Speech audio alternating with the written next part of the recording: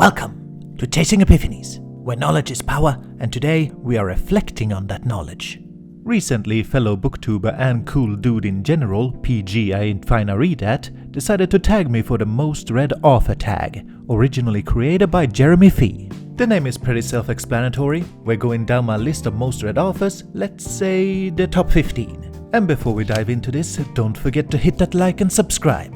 Starting off, at the number 15, we got H.G. Wells. Classic sci-fi, classic horror, just a classic author all around. For better and for worse, despite being in the whole sci-fi and horror genre, I feel like his writing is very mainstream, at least by modern standards. He's the kind of author that, if I were to rate him between 1 and 10, he always lands on a 7. You know what I mean? He always has a good standard, but he never goes beyond my expectations. At least based on what I've read so far. We'll see if I read more of him in the future. Coming in at number 14, Tsutomu Nihei. A mangaka that has earned a bit of a cult following due to his great work in the cyberpunk genre. What drew me to his work mainly was his work on Blame, or as the Netflix trailer would put it, Buram. There are some scenes where he uses a lot of sci-fi technical jargon, but his main strength really is when he uses silence. All of these scenes with no dialogue, just sweeping landscapes and weird vistas that you can't help but be enchanted by. It's quite the visual experience. Coming up next on place number 13, we got M.R. James, a British scholar and an author mostly known for his ghost stories. He became well known as a genre-defying author, the kind of writer that went against the gothic horror tropes in his time. And that's probably the last time I'll ever mention M.R. James on this channel, because frankly, after giving him enough chances, I've come to the conclusion that he's just boring. Oh so boring! Like, Oh Whistle and I'll Come to You My Lad was probably the best story so far that I've read from him, but everything else is just so cute and quaint. He's the kind of horror author that you go to when you're not a fan of horror. Okay, moving on. Number 12, Henry Kuttner. And boy oh boy is this an upgrade. We got devil worship, vampires, Salem horror witch trials, and rats. Big, chunky, greasy, eldritch rats. Henry Kuttner knows how to build an atmosphere, make interesting characters, and has a greater variety of plots to enjoy. I'll definitely be looking more into his work. Moving on to number 11, Yukinobu Hoshino. Another mangaka, mostly known for his sci-fi adventures and historical mysteries. Quite prolific and criminally underrated. The main series that I'm invested in would be his Professor Munakata manga. It follows an anthropology professor who is going around the world and making all these crazy theories and interpretations of folklore and myths and how they might relate to events in history. No man, you just don't understand, alright? You don't get it.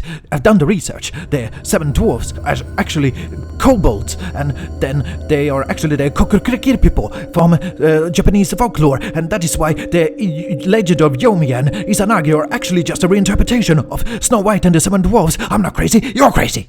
And as for number 10 on the list, we got Erik Granström. He's mainly on this list because I've read through his entire 5th Conflux series, which is a Swedish fantasy series based on their tabletop game Dragons and Demons. It's got plenty of neat little ideas that has inspired my own writing. I'm not going to go into detail about it here though, because I already plan to discuss and rant about it in the future. So look forward to that. And who do we have at lucky number 9? None other than Naoki Urasawa. This guy. Now this guy. Let me tell you about this guy. Naoki Urasawa, as I see it, is basically the Stephen King of Japan. And no, I don't mean that they both write horror. I mean they're both good at suspense thrillers, creating mysteries that keep you guessing, portraying child characters, and capturing the spirit of certain time periods.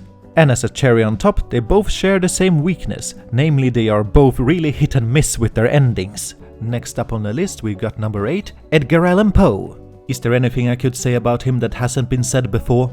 My feelings about him are similar to H.G. Wells. His work holds a good standard of quality throughout, but in the case of Poe, I do think he goes beyond the standard at times. I like his prose, and he knows how to execute well on twists. Now then, on to number 7, we've got Niklas Krug. He mainly writes for younger audiences who want adventures in historical and fantasy settings. Maybe for the sake of nostalgia, I will return to his work someday, see how it holds up now that I'm older. Coming up next on number 6, we got Clark Ashton Smith. When making this list, it became pretty apparent that it would have a lot of old authors from the Weird Tales era, from the 1920s to 1940s something.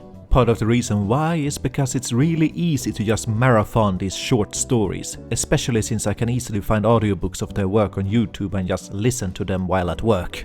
Clark Ashton Smith is one of the more fun authors from this era, I think. Take The Tale of Satan Praseiros, for example. I've yet to read anything from him that I would consider a masterpiece, but I like how he manages to take all these Cthulhu Mythos elements and turn it into an adventure rather than just pure horror. Next up on number 5, we got Robert Bloch. He's up there among my favorites from this era along with Henry Kuttner. The general quality of his writing is good, and he's got a wide variety of adventures for you to enjoy. My favorite so far from him would be The Black Bargain, one of the more creative possession stories that I've read. Coming up on number 4, we got the godfather of this era of horror himself, Algernon Blackwood. Something I appreciate about Blackwood is how he injects bits of romance and friendship into his stories. It gives his horror a distinct melancholic feeling. He'll spook you in the start and the middle, but by the end of it, you'll be left with this bittersweet aftertaste of tragedy. Like, "Aw, the ghost was actually just a long-lost friend who kept his promise to make one last visit." That kind of stuff. And speaking of tragedies, we got number 3, J.K. Rowling. I grew up with her Harry Potter series, with pretty fond memories of it overall, with the exception of maybe the Phoenix Order, which I thought was way too drawn out. And I wish that was the only criticism that I had of her, but ever since her whole anti-trans crusade, I've just had it with her. But the only way that people's minds can be changed is if we create a discussion and push back against transphobic rhetoric. So, while Joe may complain about people holding her accountable for what she said, if you want to learn about some real cancel culture, I'd like to bring up this book, Rainbow Family Collections. It's a book I still need to finish, but it highlights LGBTQ-friendly children's books, and also gives a look into the history of how they've been censored or taken off library shelves because of concerned parents.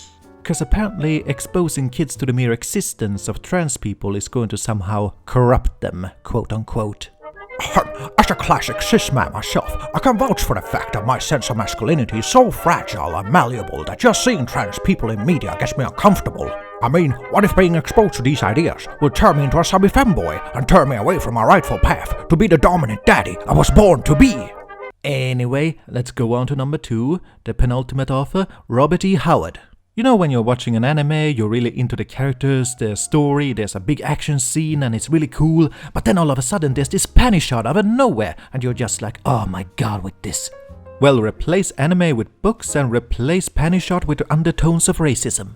And that would describe my experience with Robert E. Howard's work so far. The first short story of his I stumbled on was The Hyena, and it wasn't a first good impression. Africans are constantly referred to as savages and black devils, and that's only one of many dislikable traits in our main character. I'm still curious to check out his Conan the Barbarian series, but mostly I'm just fascinated with all the problematic themes and kinda wanna analyze them in the future. And as for the number 1 on this list, it's not gonna be a surprise, H.P. Lovecraft.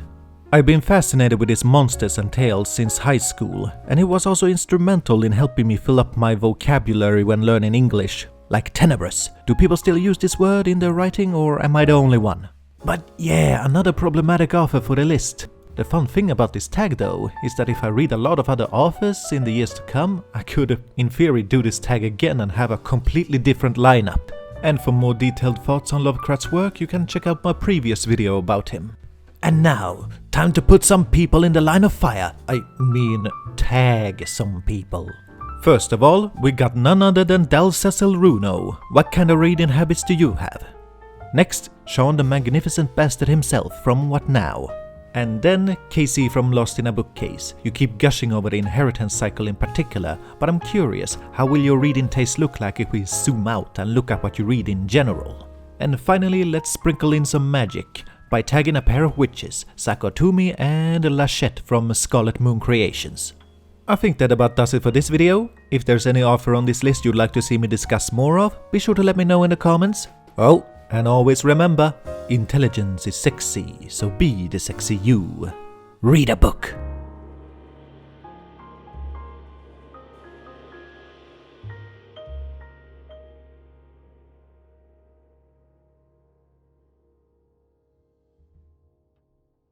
I like his prose and he goes beyond what I expect.